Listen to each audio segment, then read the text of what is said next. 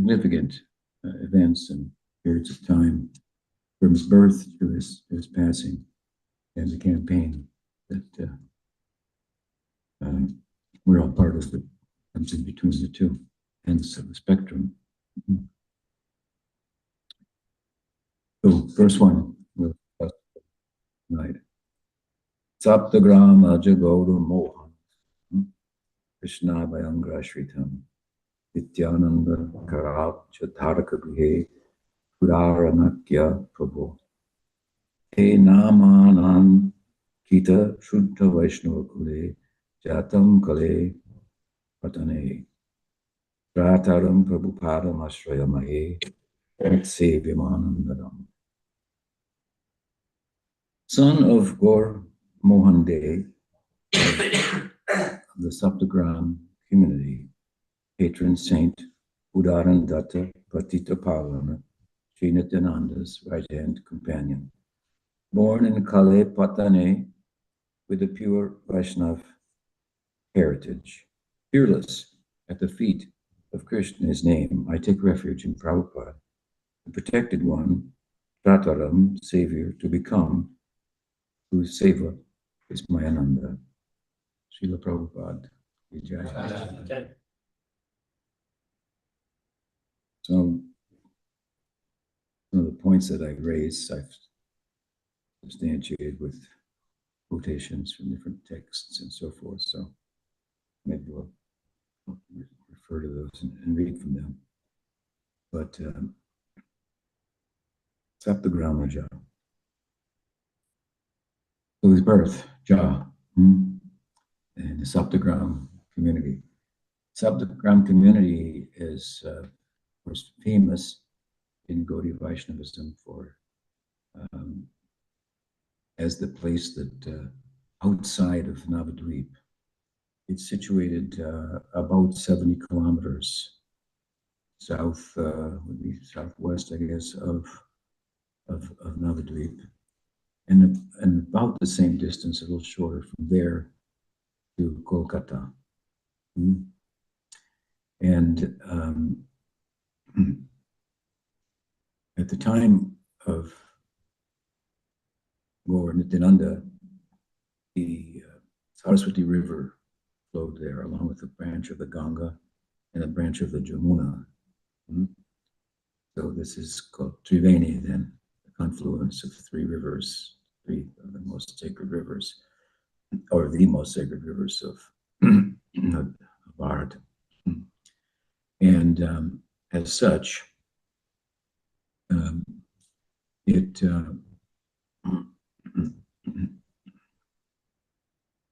was a Indian Bengali community that was touched by the British and by the Dutch traders and so forth, coming through the Bay of Bengal and then up the rivers into Saptagram. It was a thriving area of trade, a large mercantile community. Sapta means seven, Gram means villages, so a collection of seven villages. And there are some very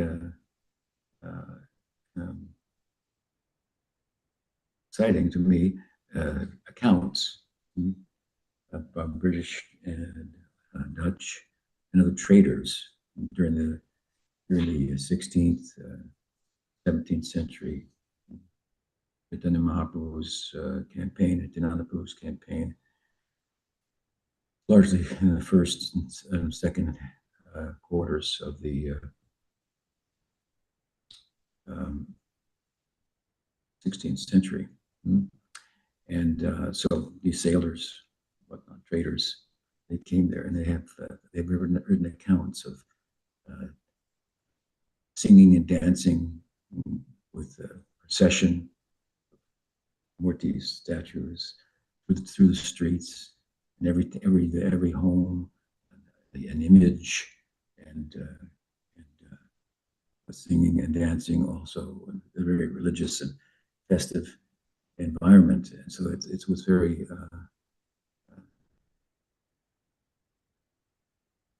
interesting, at least to read such accounts and then relate that to the fact that this was largely the main preaching area, outreach area of Nityananda Prabhu, coming out of Navadvip. So, it's a distance, and when you're walking 70 kilometers or so, and there, of course, he collected his principal associates, largely all from this area. And amongst them, his right-hand man was Udaran Datta Patita Pavana Udaran Datta Thakur. Sometimes he's called Patita Pavana Udaran Datta Thakur. And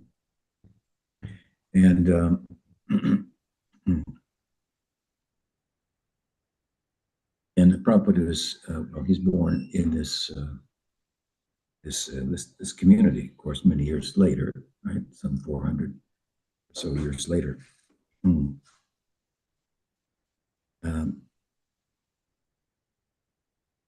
Here's a comment from Prabhupada about the community. He says, he uses the British name. We'll come to this for Calcutta. He writes, Calcutta was developed under British rule by the influential mercantile community, and especially a Suvarnavarnik community who came down from Saptagram to establish their businesses and homes all over Calcutta. They were known as the Saptagram mercantile community of Calcutta. Most of them belonged to the Mulak and Sil families. More than half of Calcutta belonged to this community, as did Srila Udarandatta Thakur. Our paternal family also came from this district and belonged to the same community. The Mulaks of Calcutta are divided into two families, namely the Sil family and the Day family. Day is Prabhupada's family name, surname. All the Mulaks of the Day family originally belonged to the same family and Gotra. We also formerly belonged to the branch of the Day family, whose members, intimately connected with the Muslim rulers, received the title Mulak. I think that elsewhere, Prabhupada said, by the time that the British had established themselves in Calcutta, 50% of the population was from this Saptagram community, merchants. And at the time of, during the Gaur Leela, prior to that, this well-to-do mercantile community, Suvarnavarnik means gold merchants. They were disenfranchised socially and religiously from the Hindu community for no good reason. And even Bhaktisiddhanta Saraswati Thakur, in his commentary on Chaitanya Bhagavat, describes their plight from a social point of view, and we're all social animals, if you will. So it's important to have the social life, and their status was he likens it to that of Haridas Thakur, who was from a from Hindu point of view, and the circle of Chaitanya Mahaprabhu's associates.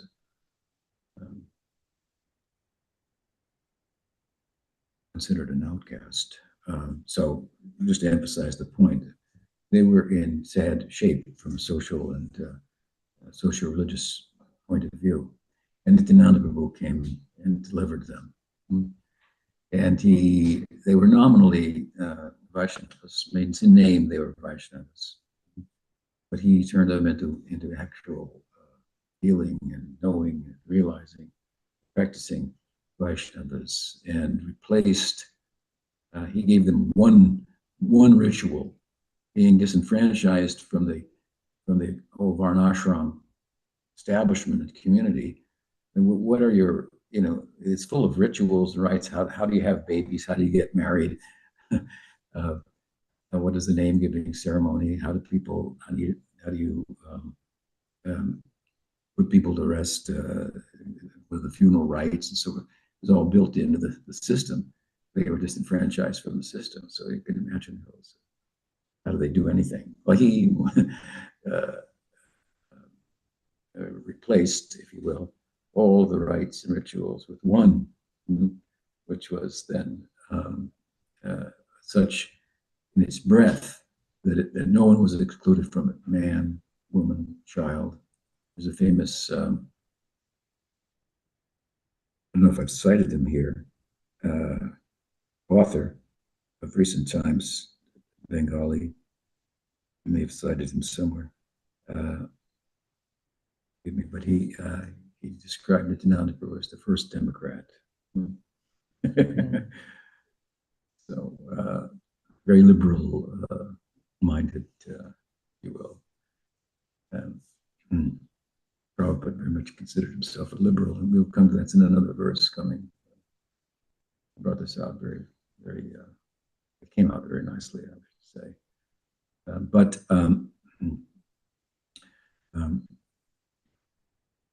this way, they rose above. The community rose above the Vaishnav, the Varnashram community, which is in pursuit of Dharma, and from that they went to the pursuit of the Prema Dharma, right? Dharma, Artha, Kama, Moksha, and Prema. We say Dharma, Artha, Kama, Prema.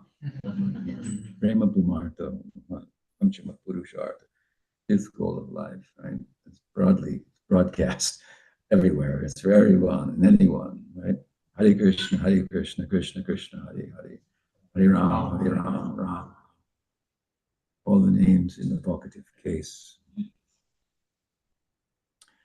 And it was an influential, it became an influential, important community, as I say, in the time of Chaitanya Mahaprabhu.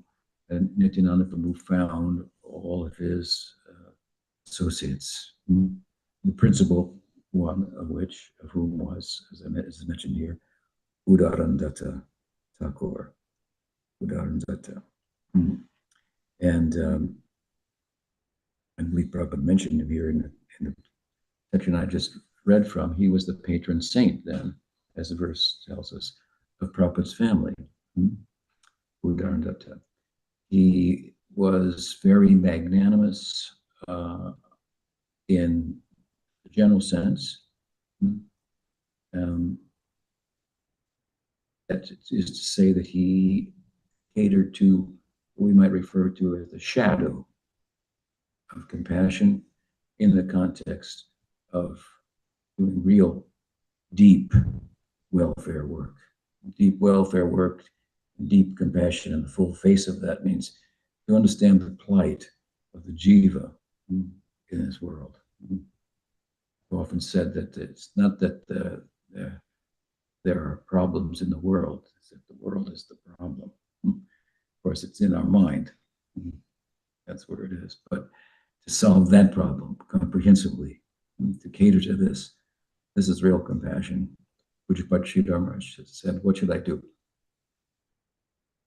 Some people are coming to me and they want to hear this. This level of solution to the predicament of material life. Shall I leave them aside to open a soup kitchen? There's some people, it may not be many, but some people have an appetite for this. So let me cater to that idea. But Udarandata Thakur, of course, these two, let's call it the shadow of compassion and compassion itself, can run along parallel lines. When they don't, then we have to go with the absolute, right? But as far as they do, then no problem.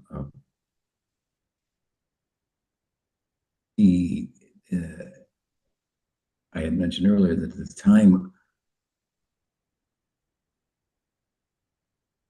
when the community, the Saptakam community, was flourishing, the three rivers were flowing there, but the Saraswati silted, it dried up, and this was it created a great problem for them. And then there was famine and drought and so forth as well. And he was, I guess, well enough to do that he dedicated approximately 10 acres of land for feeding people and providing housing and so forth. So this is what Bhaktivinoda Thakur refers to as Jivadaya. Jivadaya Sarvadharma Sar. Sar, the cream, the essence of Dharma is Nam, to be the name of God, chant the name of God, and show kindness to other living beings.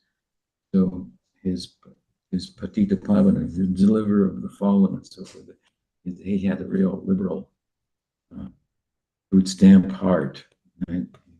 He wanted to make a real welfare net to collect everybody, but no one could possibly fall through. And they'd have enough material, enough food in the belly to sing into the wee hours the holy name of Krishna. He was Patita Pavana. Prabhupada Thakur was the cook of Nityananda Prabhu. He traveled with Nityananda Prabhu, cooked for him. When Nityananda Prabhu went to Jagannath Puri, he went along with him, and Chaitanya Mahaprabhu asked him to cook for him. So he was his main assistant. But while there's a famous story of his cooking for Nityananda Prabhu also when Nityananda Prabhu first came. He wasn't from a Brahmin family, Udarnath Thakur. And Nityananda wasn't, according to castes, then where you're going to eat is a big issue from who's cooking and so forth. But Nityananda Prabhu transcended that. This is an instance where the Varnashram and the Prema Dharma they separate, right? So he ate from the cooking of Udarnath Thakur at the really outrage of the Brahmins. Then I don't remember what it was, but something happened to all of them, and they realized, oh, big mistake here. I think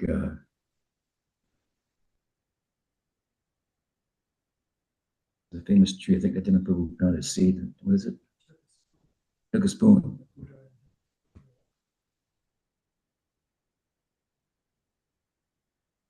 A jackfruit tree grew or something like that, and it's still there today. So that's so he fed Nityananda Prabhu personally, but he also fed thousands of other people.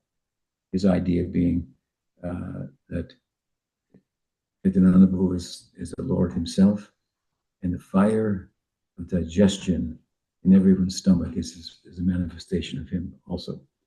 Krishna mentions this in the Gita.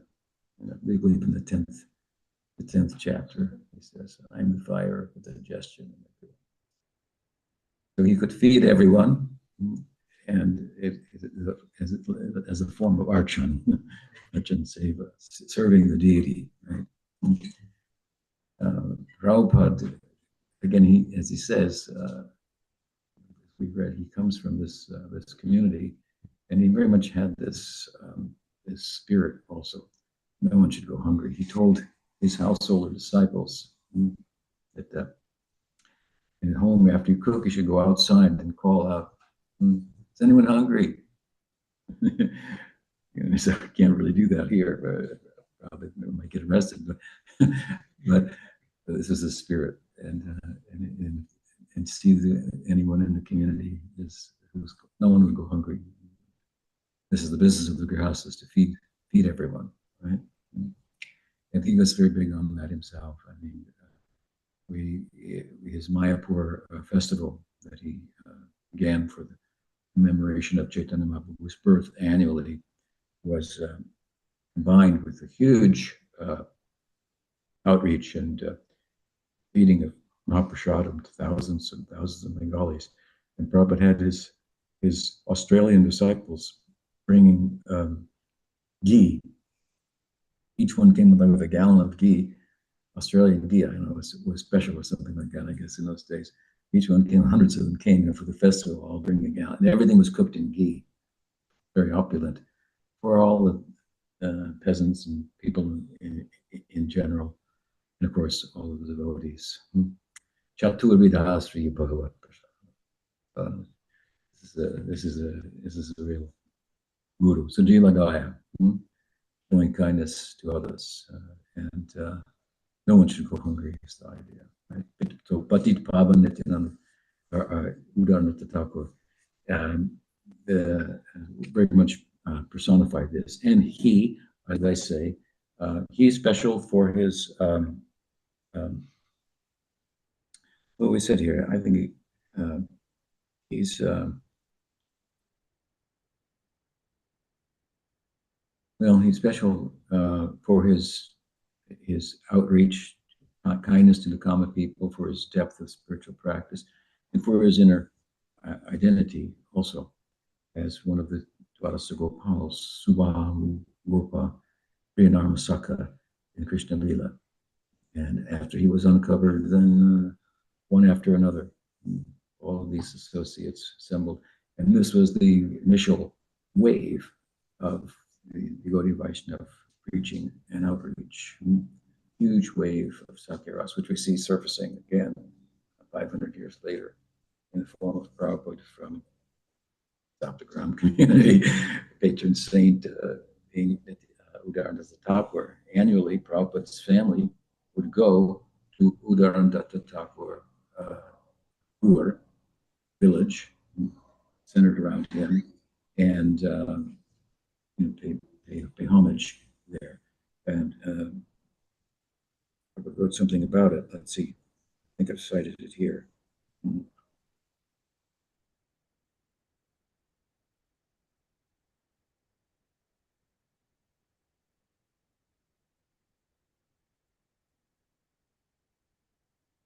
Yes.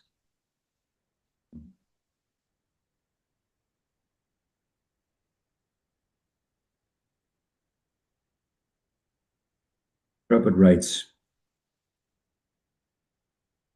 this was after he met Bhaktisiddhanta Saraswati Thakur and started his worldwide campaign and so forth. Then obviously he didn't continue to visit the birthplace of Udarandatta Thakur, but after he had some success in his preaching worldwide, he wrote, so I'll read, although he no longer made annual pilgrimages to the sacred Sripat, answering a higher call, he wanted to ensure it would remain accessible to pilgrims into perpetuity. In a letter to Sri Kasinath Mulak in March of 1976, Prabhupada writes, I do not know, this is who was overseeing the place of Udarandatta Thakur, I do not know how many devotees are staying there for taking prasadam, but I want at least 25 devotees to stay there regularly for taking prasadam, occasionally holding festivals, also for distributing prasadam to anyone who visits the temple. I am thinking in this line. I hope that you can give me your considered opinion as to how it can be done. Furthermore, I wish to be enlightened to know how much land the mandir possesses for cultivation, because I wish the temple community to be self-sufficient by producing their own food grains. So this is a Prabhupada returning, if you will, for a moment in this letter, and expressing his feelings to what he referred to as his former life. This is his former life before meeting Bhaktisiddhanta Saraswati Thakur, and some of it receded to the background, but obviously not entirely. And here is an instance in which it comes again to the foreground. Prabhupada is expressing his desire. He wanted to buy land if needed, more land, and put devotees there, and so on and so forth. that Udarnatha Thakur and his deity Udarnatha Thakur, Sadhuj Kaur, and on side Nityananda Puri, the other side Gadadhar. This is the deity configuration at his Sripat, which was his preaching center. There's some nice history regarding Prabhupada. Comes out here in the first couple of first line of the verse. Saptagram Aja, so born in the Saptagram community. Ja means born, birth. Gormohana Sutam, and he was the son of Gormohan De. Prabhupada had a very palpable affection for his father, who wanted him to be a Vaishnava, right? Prayed that Radharani would bless him, he could become a servant of Radharani. And of course, Gaur Mohan Day, Prabhupada always used to refer to him as a pure devotee, and he was a very extremely generous person when it came to sadhus. Anybody that looked like or kind of looked like a sadhu, he was ready to invite him to come in and share some katha. But this was the general mood. But he had some discrimination. That will come in a later talk. Prabhupada mentions it. But Prabhupada had much affection for him. His father, who named him Abhay Charan. This is significant. We'll see as we proceed. But this life, prior to meeting Bhaktisiddhanta, as I said, Prabhupada used to regularly refer to it as his previous life. But we can see that his previous life was extremely extraordinary and spiritual. When reflecting on it, repeatedly, Prabhupada would refer to Bhagavad Gita, the 6th chapter of the Gita. In the 6th chapter, Krishna ends his discourse on yoga. That discourse begins in the middle of the 2nd chapter. It says, Neha Bhikamanashosti Prativayana Vidite, Svalapamapi Asidharma Satrayate. And it ends with, what does he say at the end of the 6th chapter? Yoginam api sarvesham madgatenantara. Padavan bhajate yomam sami yutatamutaha. These 2 verses speak about bhakti yoga. First verse says, Neha bhikamanashvasti pratyavayana vidite. Svalpamapi asya dharmasya trayate. It speaks about an effort. Krishna has spoken about Sankhya. He discriminated between matter and spirit when he began his discourse, telling Arjuna that you're not the body. But having done that for half the chapter, then he turns to yoga as a way to realize that. These, interestingly, of course, are 2 of the principal philosophies of ancient India, yoga and Sankhya. Yoga and Sankhya. They're different, but they're almost inseparable.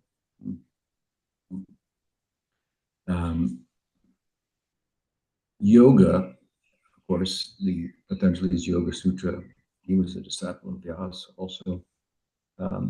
It's so much of a method that it's able to be incorporated into different systems. So into the system of Gyan, you've got a yoga, or Bhakti, you've got a yoga, Karma, you've got yoga.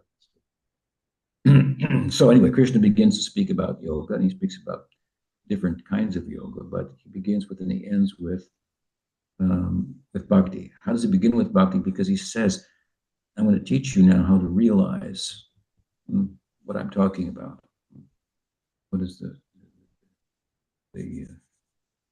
truth about the self, right? And in this effort, even if a little, svalpam api, svalpam, a little bit, but even little endeavor in this is never lost. Now, everything that we do in this world is It has a beginning and has an end.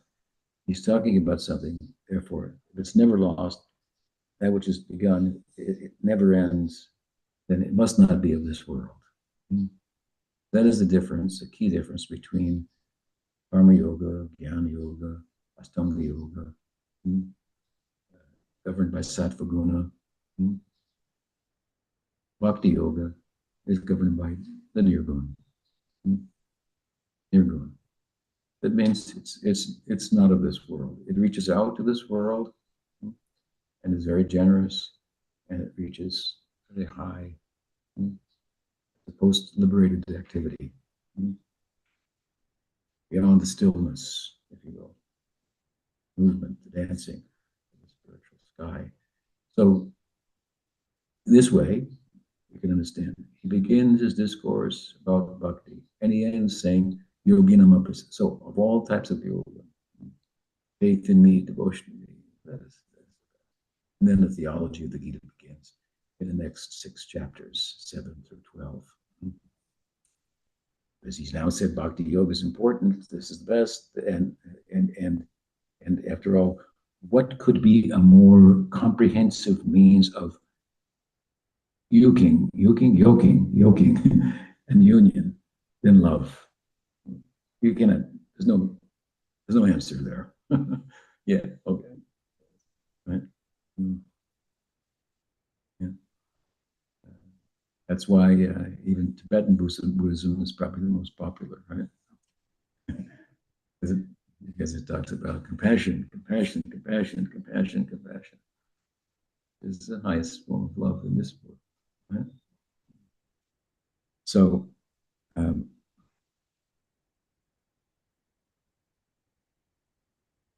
when he comes to the 6th chapter, Arjuna is a little forgetful of how the yoga discourse began, because he says, you talk about this yoga, and it's not the easiest thing in the world to do here, and you have to control the mind, as you're saying, and that to me is like trying to catch the wind.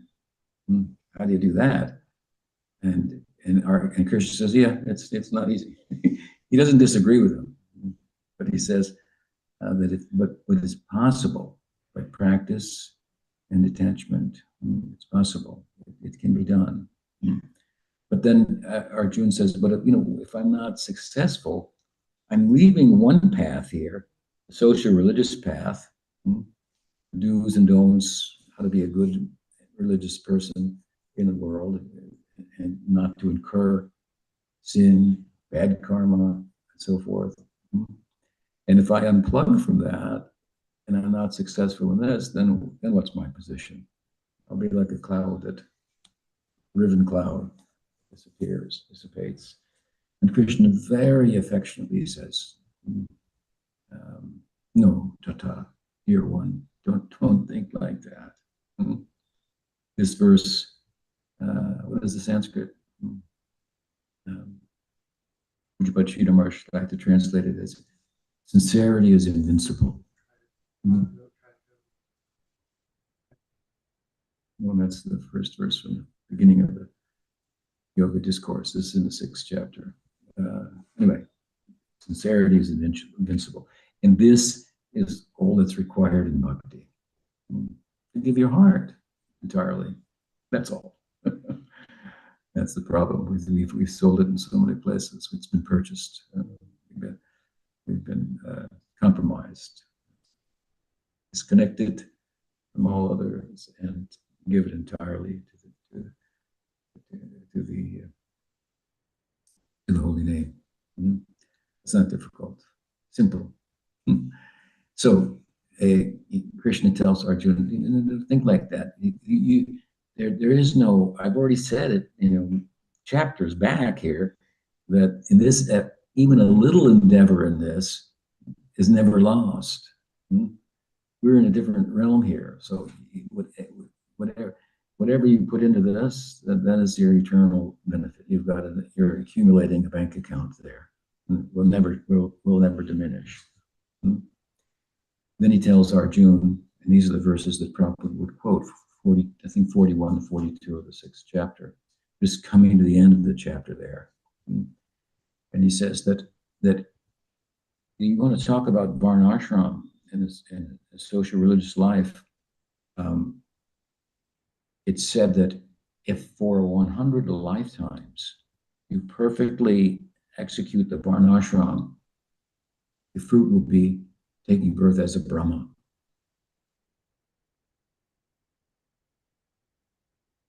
That's not very easy to do. Of course, you could go there by gyan and become a gyan, or even a devotee can become a Brahma. But within the karma marg, um, a lot of endeavor to get what looks like a big thing, but it's as small as anything else in the world. And it's here today and gone tomorrow. Brahma Bhuvana Loka, Punaravartino Arjuna, Mahamupetya, Punarjanmana.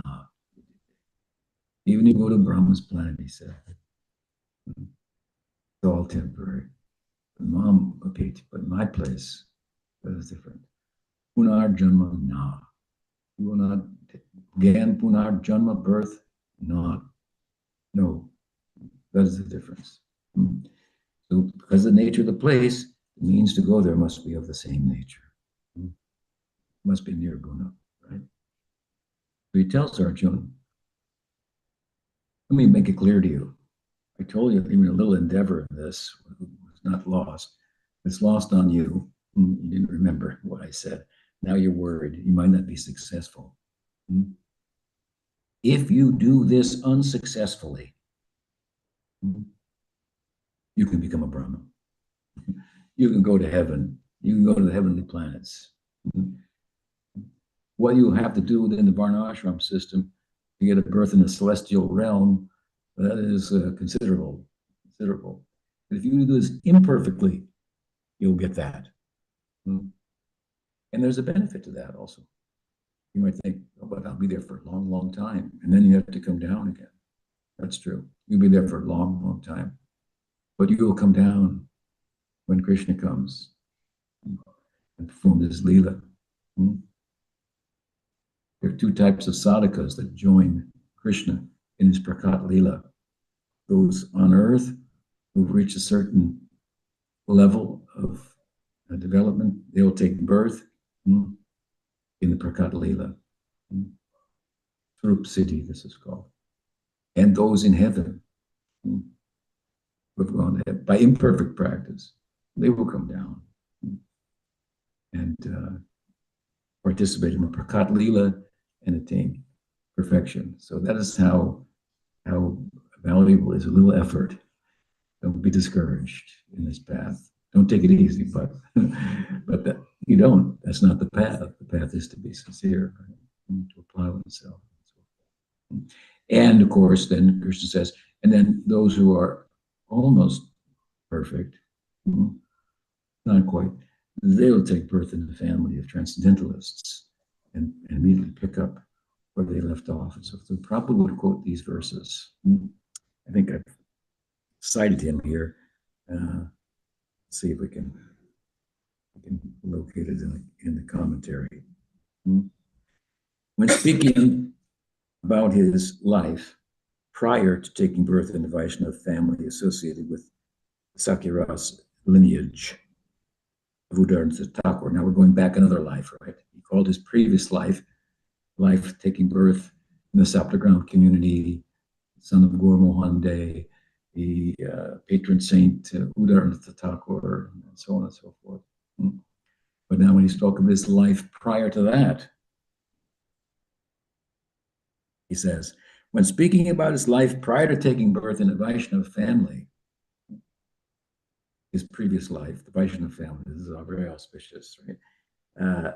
Associated with Sakyaras lineage of Udaranatha Thakur, Prabhupada repeatedly paraphrased Bhagavad Gita 6:42, paraphrasing Prabhupada. By the grace of Lord Krishna, we had the chance of being born in a Vaishnava family. And in our childhood, we imitated the worship of Lord Krishna by imitating our father, and our father encouraged us all, in all respects, to observe all functions such as Rath Yatra, Dol Yatra, ceremonies, and he used to spend money liberally for distributing prasadam to us children and our friends. Prabhupada says, From our practical experience, we can say we got this chance. He said we, he's speaking about himself. We got this chance. We got very nice parents. And I was born in a family, a very pure family. And of course, in those days, they were rich also. We had Radha Krishnamurti Seva.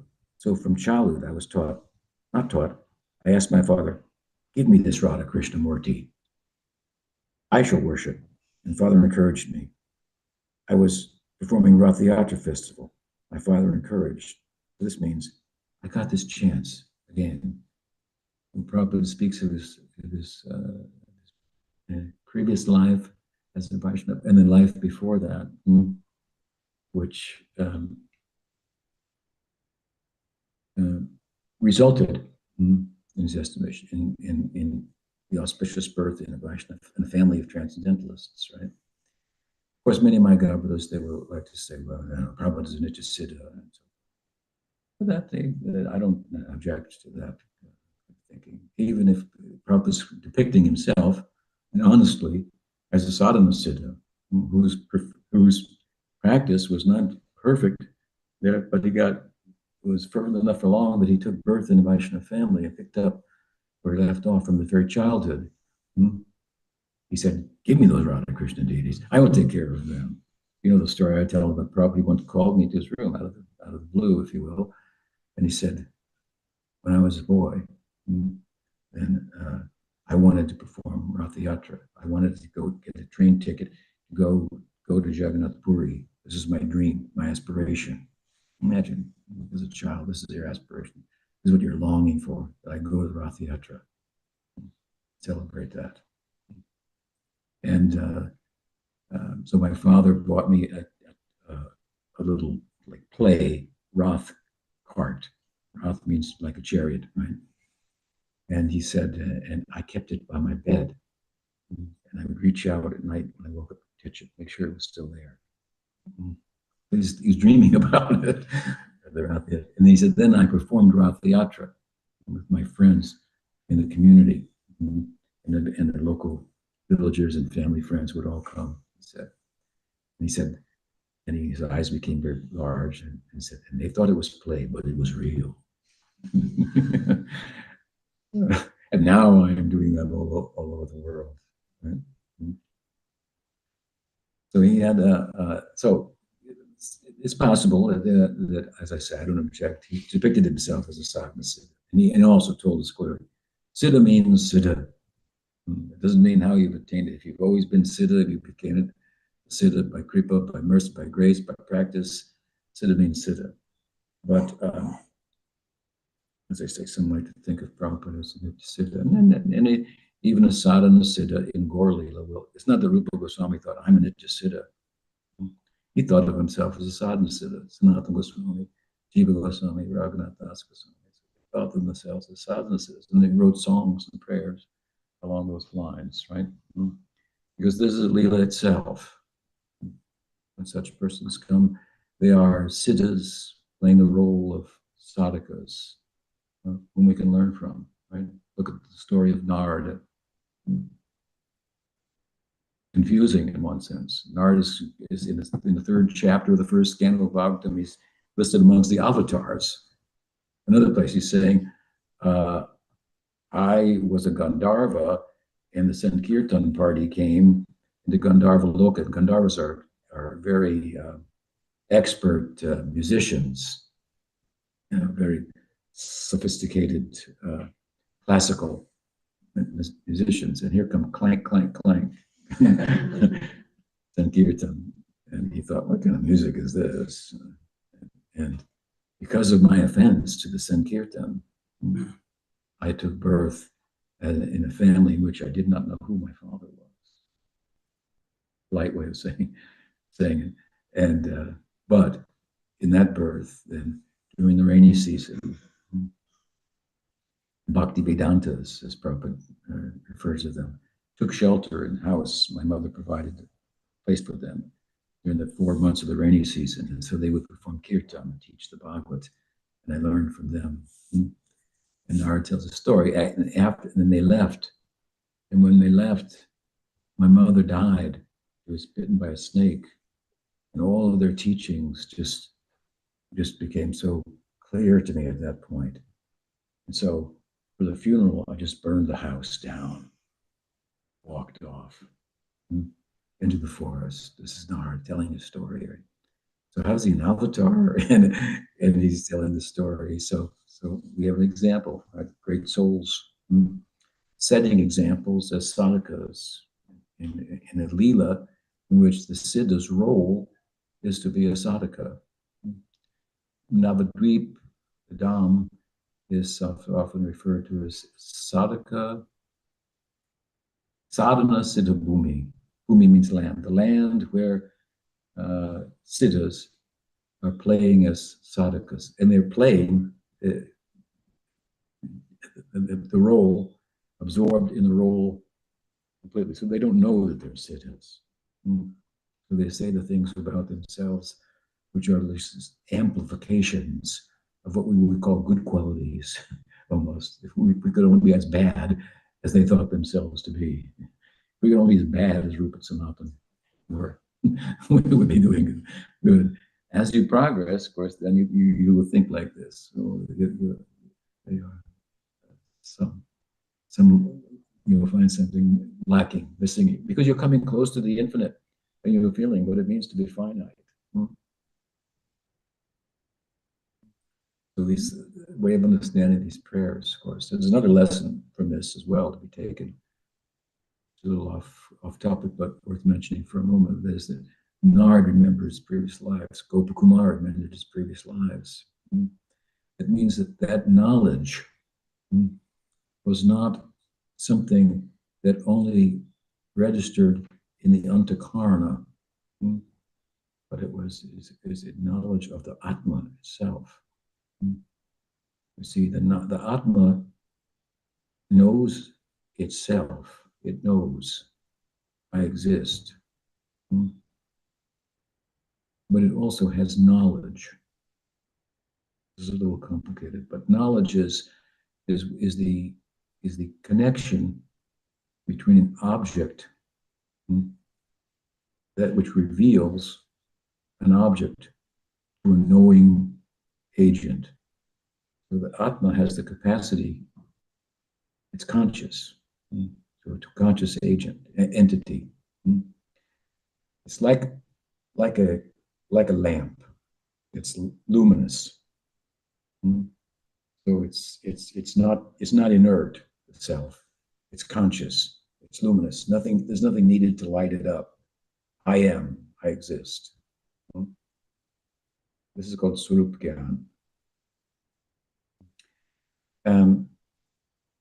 But a lamp also has effulgence or light that shines on other things, on the walls, on all of your bright faces and so forth, revealing your hearts. You a knowing entity sitting here.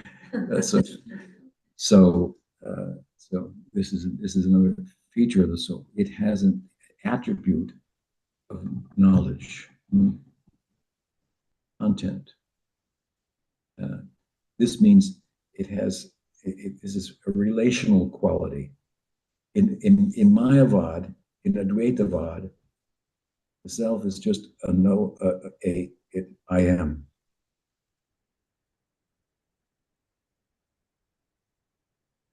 There is nothing else. There is no object. In the Advaitas, there's no object. The world doesn't exist. There's nothing to relate to. It's contentless consciousness, contentless awareness. Now, you can try to make sense out of that, but it doesn't really make any sense. How can there be awareness without any content? Well, they try to give an example of a dream, or dreamless sleep, contentless. You might as well be dead. Yeah, you were there, but there was nothing going on, right? Buddha said this, some say, there's no room. Shankar says, no, there's a room, but there's no lights on. And the Gaudiya say, no, there's a room. And then we turn the lights on. There's a party going on. There's movement and transcendence.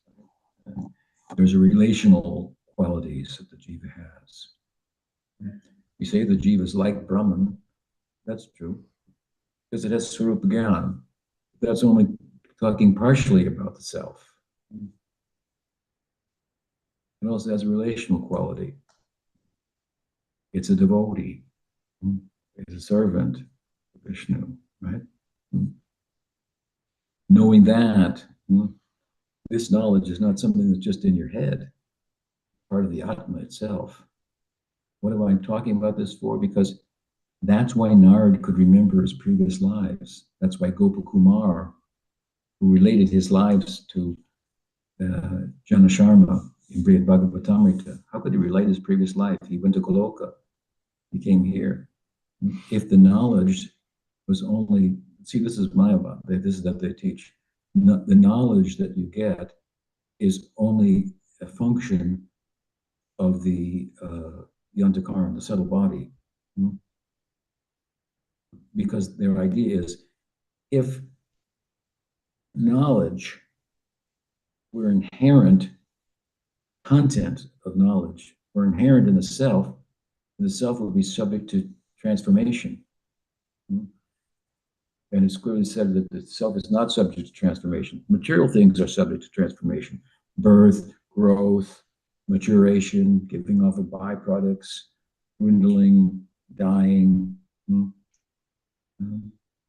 But the self is said to be not subject to vikar, to transformation. But memory, knowledge, there's movement in this. You shed light on something, you get knowledge of that manifests when this knowledge component. See, knowledge is that which reveals an object, as said to a conscious subject. It doesn't know itself. Knowledge doesn't know itself, but it reveals an object to a knowing subject. So it's an attribute of the self. This is Vaishnavism, an attribute of the self. And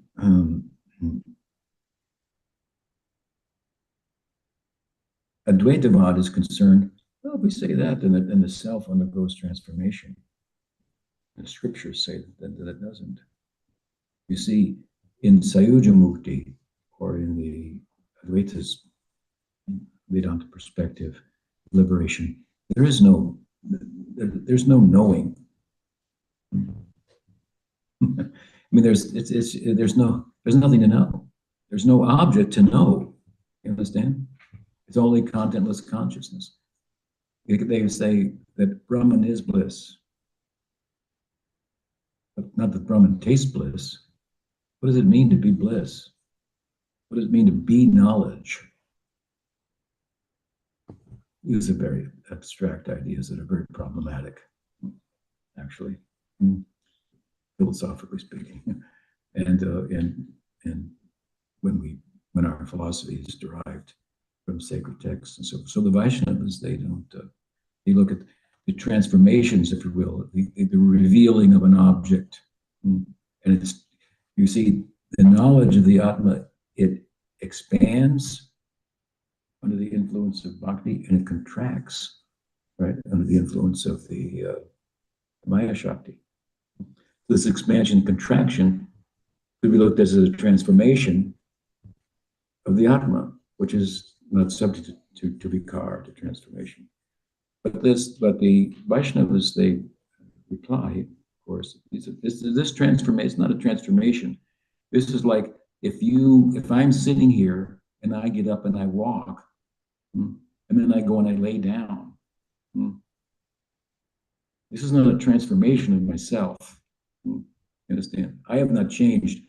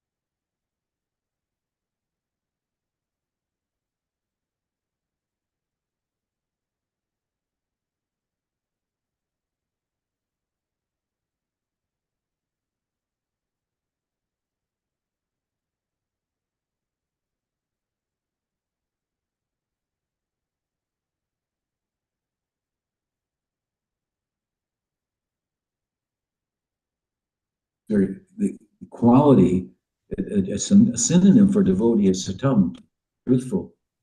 He has no problem. She has no problem speaking about my shortcomings, my failures. It's confessional, the whole of bhakti. The sadhu sangha, I've sometimes said, come sit in the room, we all gather together, and then we ask, how did you fail today in your effort to stay focused on Krishna? And now your turn. See, you don't want to come to that sangha too often, unfortunately. But that's how we go to Nishta. And we see this in the great Vaishnavas. They have they're just not hiding anything, right? Their private life and their public life, there's still a difference there. So, whatever may be the case, Prabhupada depicted himself as a sadhana siddha, but he can be think of him as he's a nitya siddha, and there's good reason to that for his measure of his contribution, right? Which was, to say the least, extraordinary. So, Prabhupada's previous life, as he referred to it, and the life before that as well. We got a very auspicious background coming to his life that is depicted in the next verse where he meets Bhaktisiddhanta Saraswati Thakur. But here, Saptagrama da Gaura Mohana Sutam Krishna Vayangri Ashritam Nityananda Karabja Dharaka Grihe Tudaranakya Prabhu De Naman Kita Shuddha Vaishnav Kule Jatam Kale Patane. Here, I've said that he was born as a Shuddha Vaishnav in a Shuddha Vaishnav family, as we're talking about, in Kale Patane. Kale Patane. Kale Patane is a Gaudiya Vaishnava way of speaking about Kolkata. Kolkata is the old name of what the British called Calcutta. It has a history of mispronunciation and misunderstanding, and largely it's thought that Kolkata is named after the famous Kali Ghat, famous holy place celebrating the virtues of goddess Kali, Kali Ghat. Here, but I referred to Prabhupada's birthplace as not Kali Ghat, but Kali Patane. Kali Patane. It means the place where Kali reigns. This is how the Vaishnavas in the Dham, in Navadvip, would think about the crown jewel of the British Empire, which they called Calcutta, right? Now its old name is restored. Kolkata, India's Bharat now. Bombay is Mumbai, and so on and so forth, right? But the name Calcutta, or Kolkata, comes from, arguably, from Kali Ghat. But the Vaishnavas, the Gaudiya Vaishnavas in Navadvip, which we heard earlier, is about 130 kilometers from Kolkata.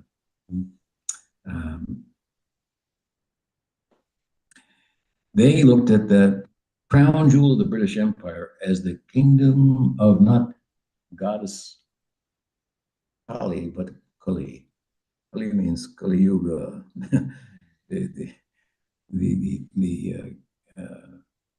Depicted in the Bhagavatam as he is in the first canto during the reign of Parikshit Maharaj.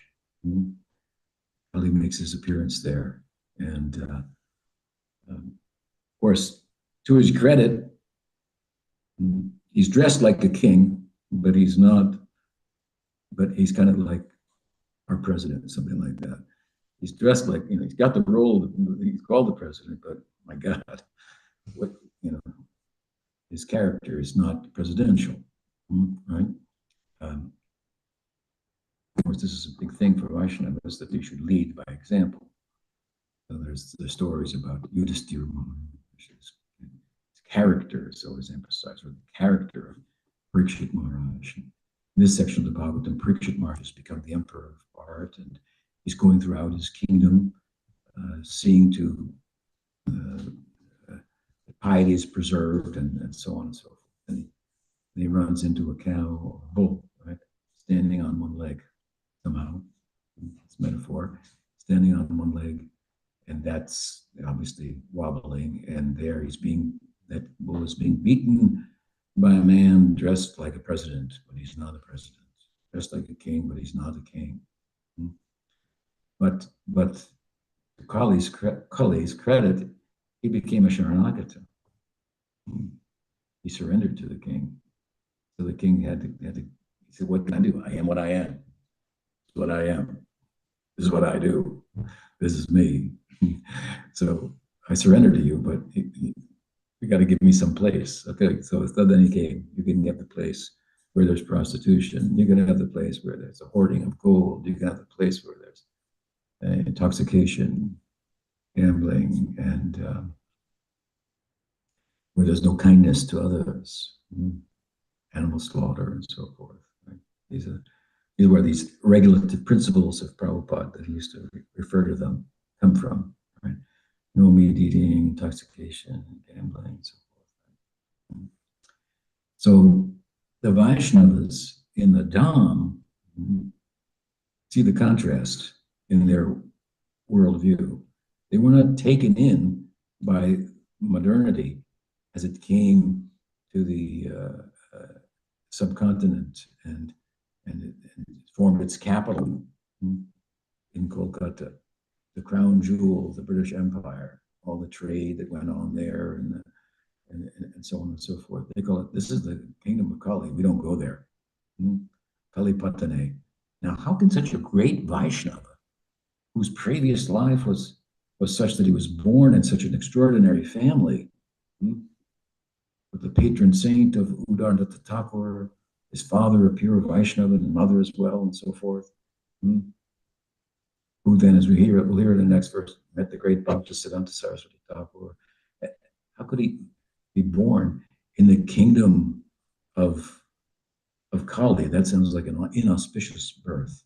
This just sheds light on the fact that Chaitanya Mahaprabhu's dispensation is meant to be circulated widely, and no one could have the credit for that more than Prabhupada. He made the name of Krishna more or less a household word, known all over the world. This is the prediction of Chaitanya Mahaprabhu. So the point is that, yes, the Vaishnavas in the Dham, they were right to think of Calcutta as the kingdom of Kali, but they didn't go there because they didn't want to become contaminated. Rightfully so. Good idea. We should keep good association, right? We should find a favorable environment for our practice and so forth. We should avoid non-devotees. These are mandates this is the decorum of the devotees. These are guidelines that are given to us. But some devotees, they're of an extraordinary character. Therefore, Bhaktisiddhanta Saraswati Thakur thought, my zone is Calcutta, it's Kali Patane. I will go there and I will convert the kingdom of Kali.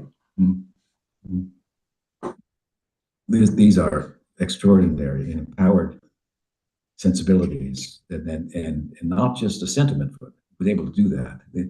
He built a famous temple, the Bhagavad Bazaar temple there in Calcutta, and it was other Vaishnavas thought, what was this? He's going to Calcutta. Well, what's going? He's wearing, driving in a car and wearing patent leather shoes, as he did, and so forth. Bhaktisiddhanta Saraswati Thakur. So the point is, and it's true, even within the circle of the mandala, or mandala, Gora mandala, that constitutes the Dham, all of Chaitanya Mahaprabhu's immediate associates were not born in the Dham. And we're talking about Prabhupada 400 years later, right? Extension of the Gaur Lila. But even at the time of Chaitanya, not all of them were born in the Dham. Implication is that they were placed outside to be then luminaries in those areas and so on. And Prabhupada looked at some of us like that too. He did. He said, John Chaitanya Mahaprabhu said it's the business of Indians from Bharatvarsha to do parupakar, highest welfare, by distributing the Dharma. This is the wealth of India, the riches of India, Bharat. Its inner life. It's a preoccupation. It's no wonder it didn't prosper in the same way materially as the Western world did, because it thought material prosperity is good to a point, as much as it's useful in the pursuit of the inner life. We have a limit on that. We're not here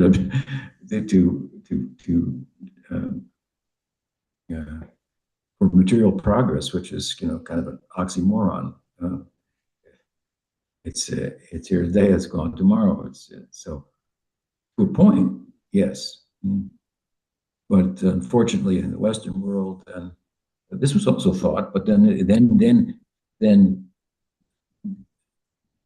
faith in the sacred texts was which was the dominant influence that was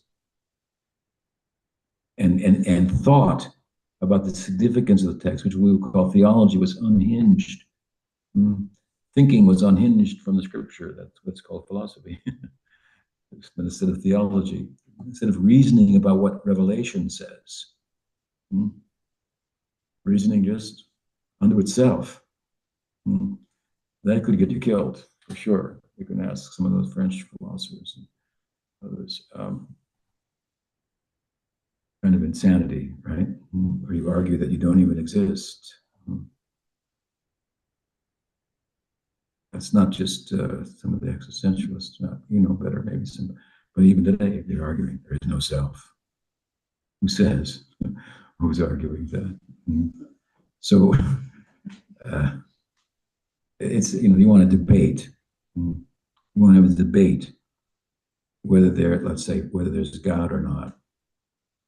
And your theory is that the debate's already decided, it's already figured out. Nobody has any free will. I mean, I'm supposed to go to that affair? Doesn't make any sense. That doesn't make any sense. You understand? Materialism as a philosophy does not make sense. It does not afford us a real good or a real bad, a moral determination that's ontologically grounded. It's just a human construct. You may think that's good, they think that's bad. We'll vote on it. The majority will rule, but it's just a human construct. In the ultimate issue, it doesn't matter. You want to proselytize it's good and so forth, but by your own philosophy, what you're espousing has no more meaning than the sound of rain falling on your roof. There's no good or bad action in an absolute sense. There's no right or wrong thought either. You're supposed to reason with these people who think like this? No. So, where were we? So to unhinge from the sacred text, where do we get to? And then,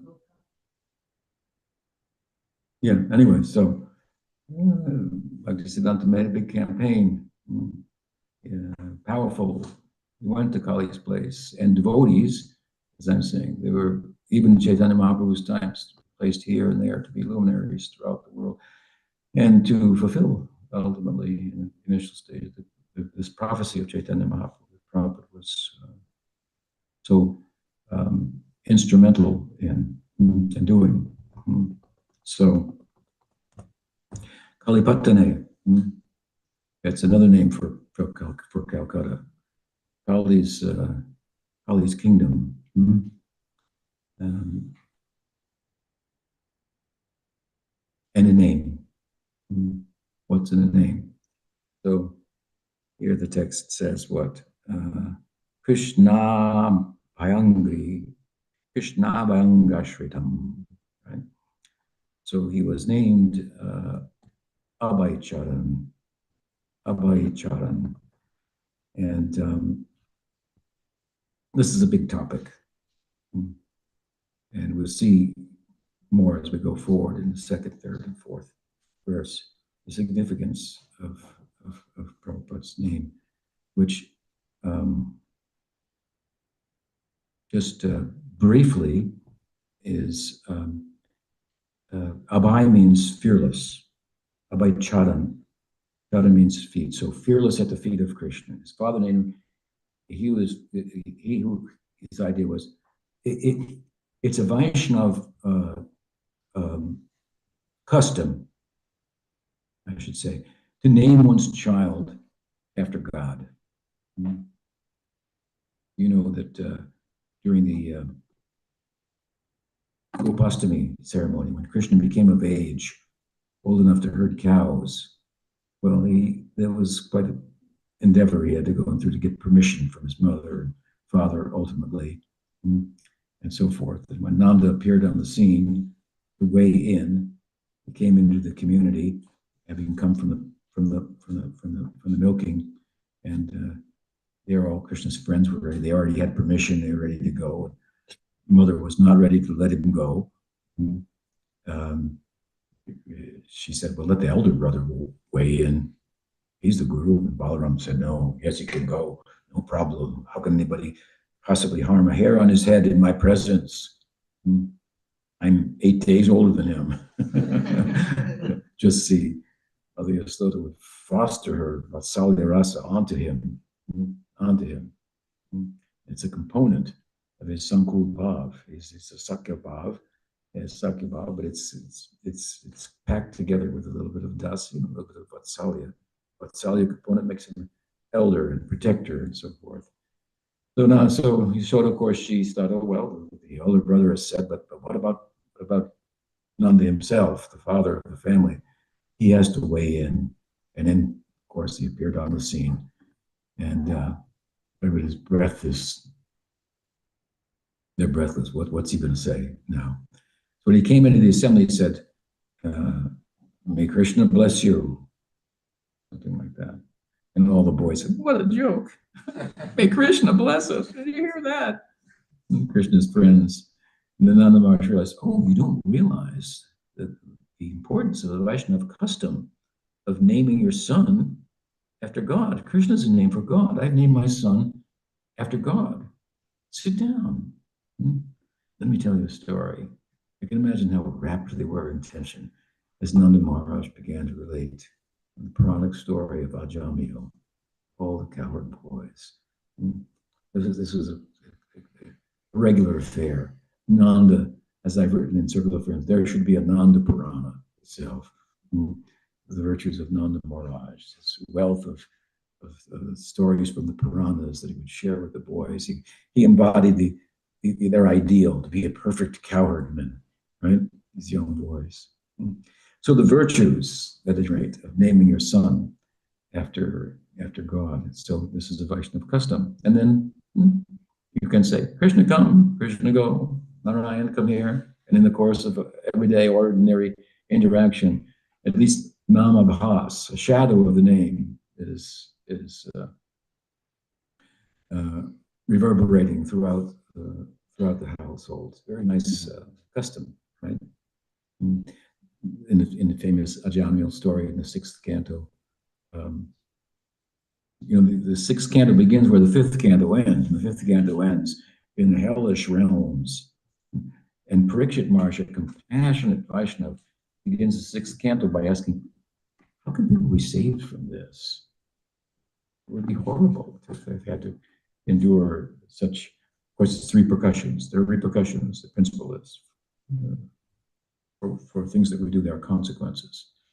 And And the canto, the sixth canto says, don't worry about that. Even though you chant a shadow of the name, you never glimpse such realms. That is the virtue of the name. So Ajamil named his son Narayan, and when he was passing away, out of fear, he called Narayan. And the Vishnu Dutas, the messengers of Vishnu came, first delivered him. So this was the custom. So Prabhupada named his son after Krishna. This is a name for Krishna, white children, at whose feet one becomes fearless. And interestingly enough, of course, this abhay, fearlessness, it's also something that it corresponds largely with the very core, the pradhan, the foundation of Sakyabhav. Vishramba and Pranay. Vishramba means like confidence. And confidence is the opposite of fear, apprehension. Confidence, sure of oneself, something like that. They're sure Krishna is their friend. And even when it's apparent that he should be regarded, and we should step back with some fear, if you will, or hesitation, reservation. Rupa Goswami gives an example. Sridham saw in the sky devas on one occasion worshiping Krishna. He should have thought, oh my God, just see how the devas are reacting to him. I should also. He just said, what's with this? Look at these people, these foolish gods. Even the gods are confused. Uyanti Yatsuraya, as it said in Bhagavatam. So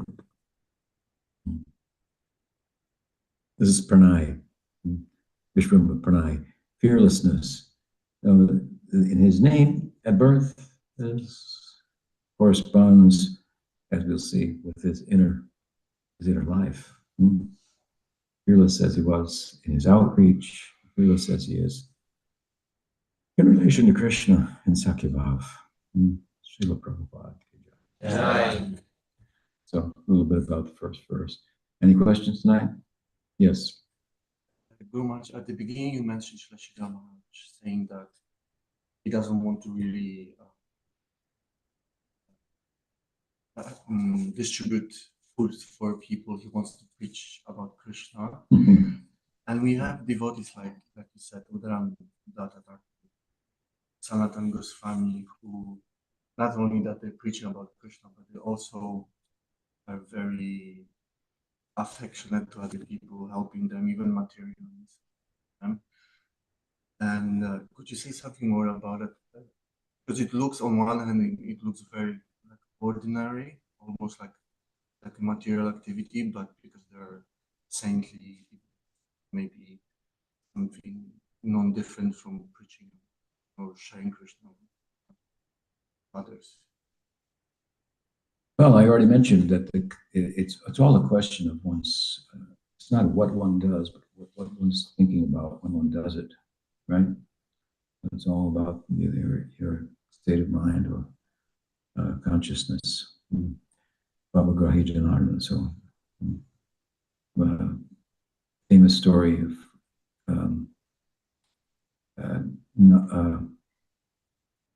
Vidura's wife comes to mind. Krishna went to her house and said, I'm hungry. She said, I don't have anything. She said, well, there's some bananas there.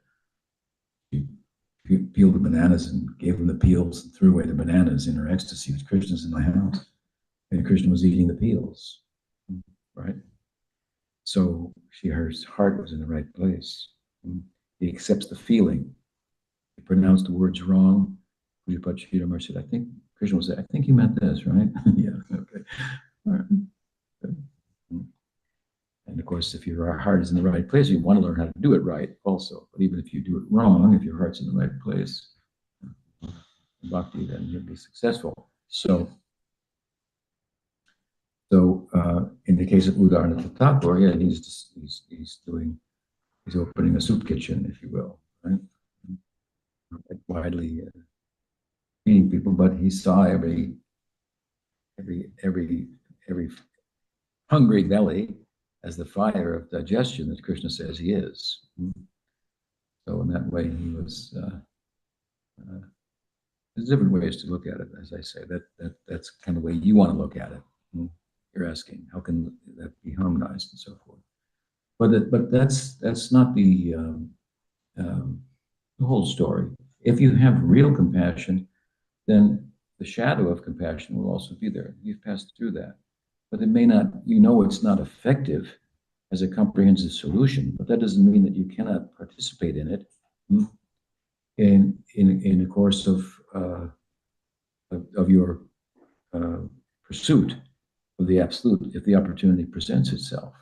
I brought this up in a later commentary where we speak about Prabhupada's compassion, but for a moment, it's worth stating tonight as well relative to your question. One of my godbrothers, standing on, which was at the time a rented building we had in Calcutta, as a temple on the balcony, and Prabhupada was there, and down in the street where there are two beggars, and a lot of the beggars are maimed. They don't have a hand or foot or something like that.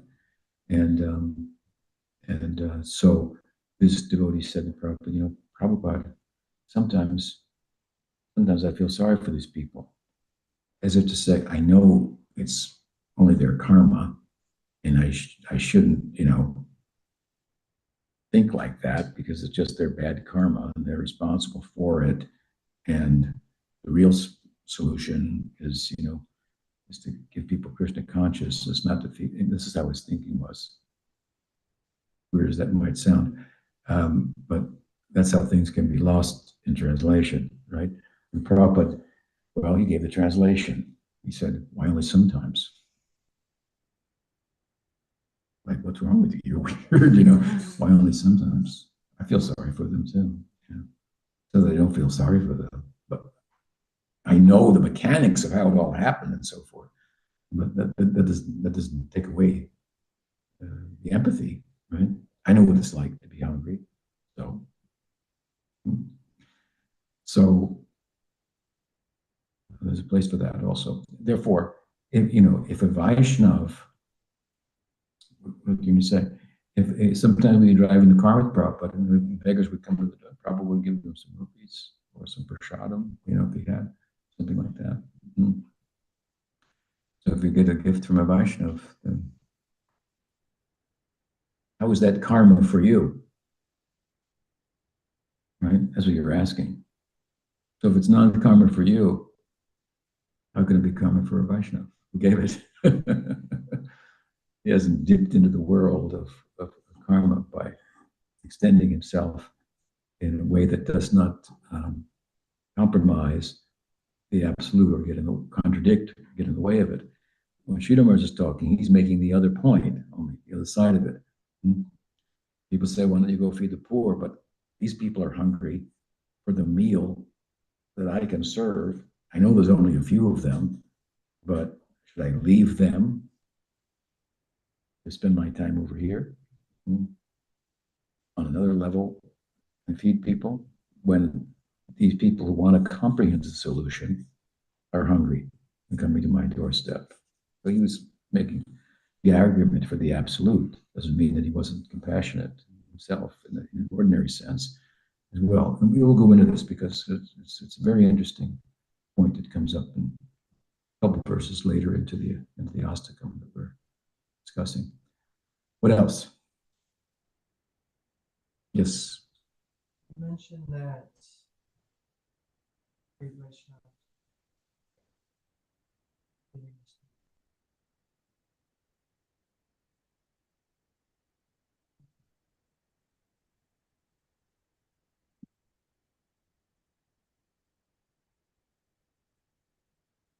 I think about that, how much pride fosters shame, embarrassment.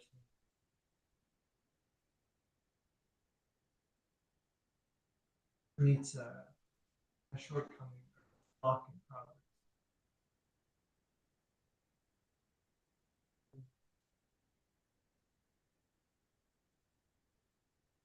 To be honest, is that too much to ask? How can you be faulted for being honest? The honest situation is, well, what are we doing here? What are we doing here? That's honest, right? And that is, of course, understanding one's weakness or one's faults is what? That's the greatest strength. Much as you cover them over, hide them from others, you hide them from yourself, you ignore them, you don't deal with them, right? That's a weakness. So acknowledging your weakness, your shortcomings, that is your strength. You have to understand that. That's my strength.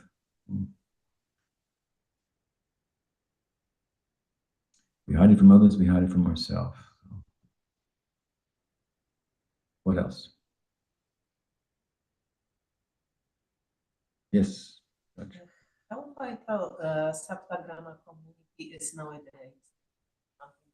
There. I've never been there, but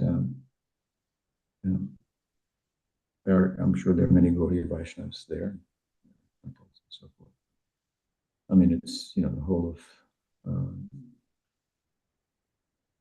Bard has been since its independence, it turned westward, and now an industrialized nation and so forth. So even the holiest of places are, at least to the visible eye, to the naked eye, not as charming as they were 5 centuries ago. Bhaktivinoda Thakur illustrates this point. He writes about it. He was a magistrate in the British government, and he was stationed in Puri, Jagannath Puri. But he became a Gaudiya Vaishnav by his own honesty. He talked about himself and his convert. He would consider himself a convert. I call him the first Western convert, Bhaktivinoda, as he's so much. The whole Western community of Gaudiya Vaishnavas is all. He's fathered them all. we're the sons and grandsons and granddaughters and great granddaughters of Bhaktivinoda. The British brought the modern world right to Calcutta. Some Gaudiyas, they stayed in the Dham, stayed away from that, but Bhaktivinoda, he was there in Puri and then in Calcutta. Of course, he was raised in Calcutta, and he had to deal with the modern world, and then very effectively putting Gaudiya Vaishnavism on the stage with the rest of the world's religions, if you will, from obscurity.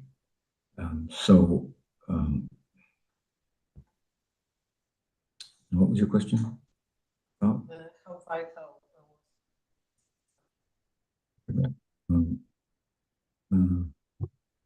Give me.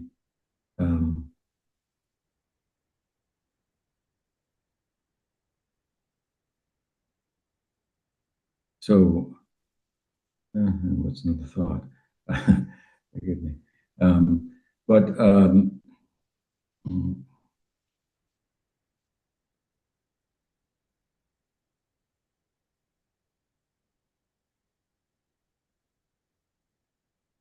any took a turn in the wrong direction.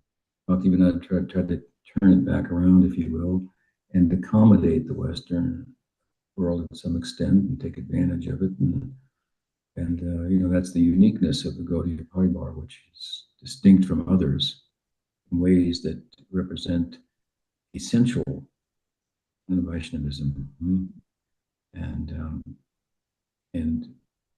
have therefore made it vital in our times, whereas non-essential Vaishnavism is Vaishnavism that misconstrues details for principles, and if you cross the ocean and you go to hell, or whatever the thoughts of some. If you don't wear this color, you can't, enter the kingdom of God. and so forth. But Bhakti Vinod, so Bhakti Vinod, this is the point I was making. Bhakti Vinod, he was desired to go to Navadvip. He hadn't been to Navadvip, so he got the opportunity to retire, or at least I think he got stationed in Calcutta, and then he was nearing retirement, so he got the opportunity to go to Navadvip, so he started to go. So he writes about this. You ask what Saptagram was like. So he thought, when I go to Navadvip, he was dream about it. When I get the chance to go to Navadvip, then the people will come and they will chant and they say, "Come to my house and take prasad." And how do you go? And he had all these ideas of how it would be like, based on the descriptions of Chaitanya Charitamrita and so on and so forth. When he got there, he was very disappointed. It wasn't like that. At least externally, the people who were living on what we call the surface, really, of the holy place. They were not really living in the sacred geography, which is wherever we live is wherever our mind is, or what state of consciousness we're in, right? So they weren't in the dimension of the Dham, actually, but he was, and therefore, when he woke up one night and stood up on his roof on the other side of the Ganga of the Ganges from what is now Mayapur, he had a vision of the birthplace of Chaitanya Mahaprabhu, another dimension. And therefore, there we went and built the famous temple commemorating Chaitanya Mahaprabhu's birth, the Janmastan. So Saptagram, to go there in the right consciousness, maybe you'll say things that the naked eye will not reveal. I haven't been there, but even Vrindavan, even Navadvip, in Bhakti Vinod's estimation, over 100 years ago, was not like it used to be, not as overtly spiritual, which Krishna speaks about in the Gita. He says that what does he say? Fourth chapter. Evam parampara praptam imam rajaya shuvidu sa kalina mata vadashta parandapa. Sometimes, by the influence of time, which later in the Gita says, "Time I am." Oppenheimer, who's it? Oppenheimer. You quoted, "Time I am." When I thought of the atom bomb, oh my God. So Krishna, by his own arrangement, he's time. He says, by time, the vitality of what I'm teaching you that is handed down through a succession can become weakened. Then I reinvest in that. I reinvest myself in that. That's Bhakti Vinod. That's the reinvestment. Bringing it to life, taking it around the world, and in an essential sense. What else? Another question?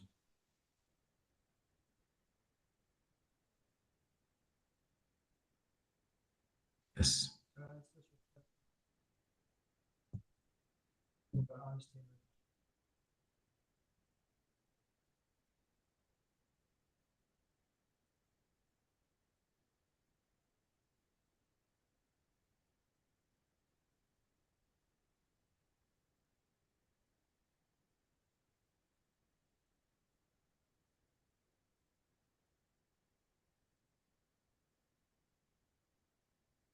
Very true.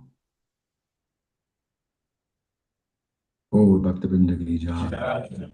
Oh, Premanande. Very Panchakota Prastar, Krishnasya Vachana. Pati Tanam Bhavani Vivashni. Good question.